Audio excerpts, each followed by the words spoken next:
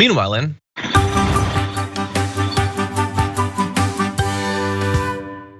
Meanwhile, in the Amazon, portions of the rainforest are now no longer serving as a sink for carbon, taking it out of the atmosphere. They are instead emitting carbon themselves. Now, why is this? How did this happen? Well, first of all, you need to understand that forests act as carbon sinks by capturing the gas through photosynthesis and storing it in biomass, plants and animals, dead organic matter, and soils. When the storage sources are destroyed in fires, most of which are intentionally set in the Amazon to clear land for agricultural purposes, as well as via dry conditions, the forest's overall ability to sequester greenhouse gases from the atmosphere is damaged. The region's water cycle also changes, potentially leading the rainforest to transition to a savanna.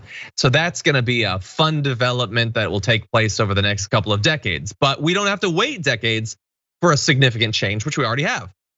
They have burned up much of the carbon that was already being sequestered in biomass that has been re-released. It's no longer there to continue to soak up that carbon. Overall, the Amazon is being dried out as the world warms, which lowers its ability to do that.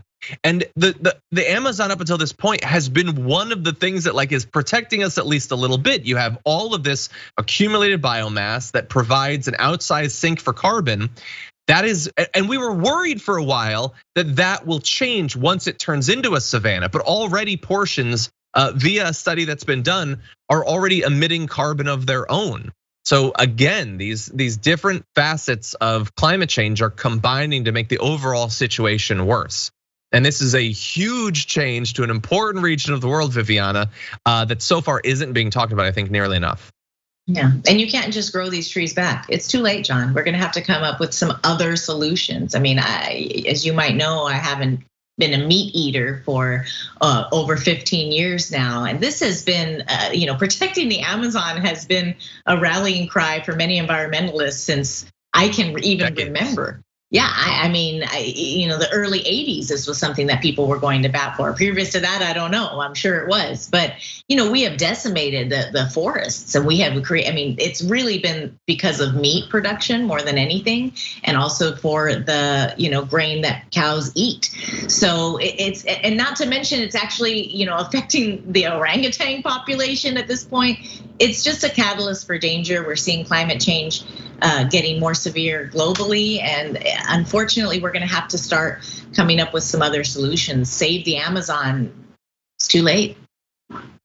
Well, certainly you could slow the destruction. You are right. It's very difficult. Like you can't put the genie back in the lamp sometimes. But there's efforts inside of Brazil in particular to fight back against a lot of the destruction that has been unleashed, by Bolsonaro becoming president. There are activists even now. They said it in advance of him becoming president, but they're saying now we have to fight back. It's getting far, far worse.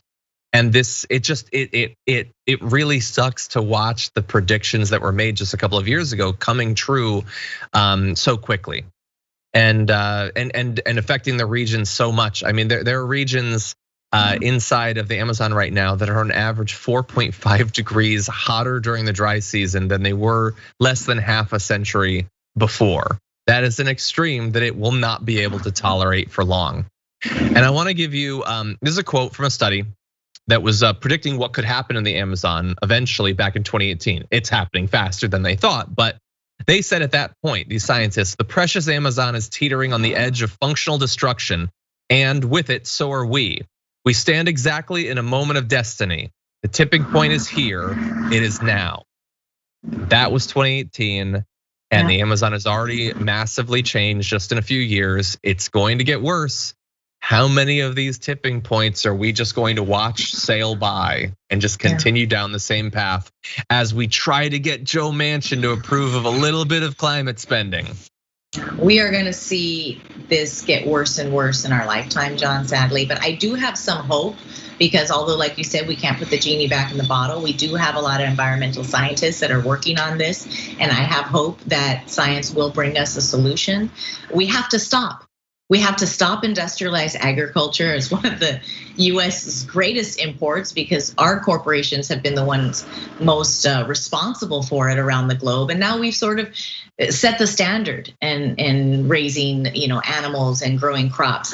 We've just decimated the Amazon, not just the flora and fauna, but there's been genocide created of people and tribes. It's just a really, really horrible situation that if we continue to let profit lead the way, we're just gonna see more and more consequences from that. We're going to have to stop. People are gonna have to lose money. Joe Manchin's gonna have to be, Joe Shack and move out of his mansion.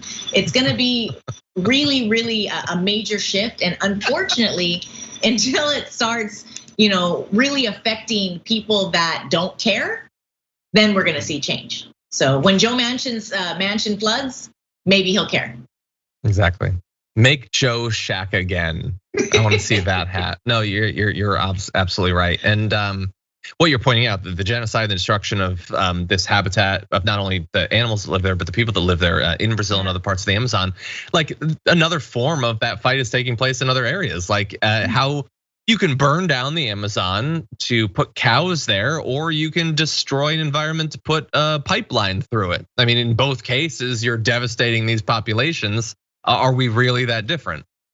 I encourage all the viewers to really cut down, completely stop eating meat if you can, but at least cut down on your meat consumption, because that will make a huge impact. You would be surprised if everybody in the world stopped eating meat one day a week. It would decimate the industrialized agriculture industry, would completely disrupt it. And that's when we can start really seeing change. When we start with our dollar telling them no more, we will start seeing change.